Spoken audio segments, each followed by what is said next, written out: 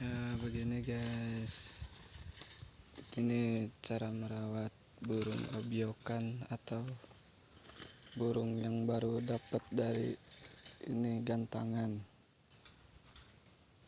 Cara merawatnya mudah, biar enggak terlalu biar burungnya bisa lebih santai, tenang, mudah sebenarnya buat merawatnya.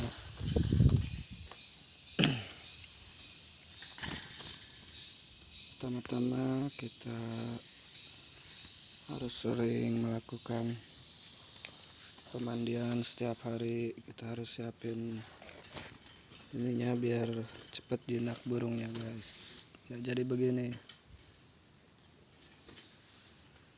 burung itu harus sering dimandiin setiap hari, disemprot. Nanti dia juga nanti gak lama, seminggu 2 minggu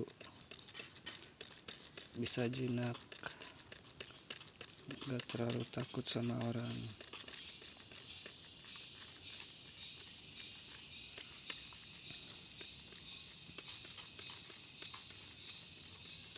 Dimandiinnya harus sampai basah sahabat kicau.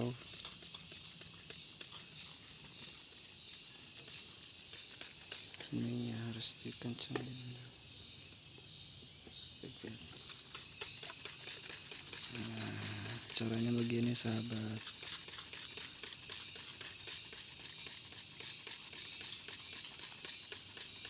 Ini udah ngepur burungnya.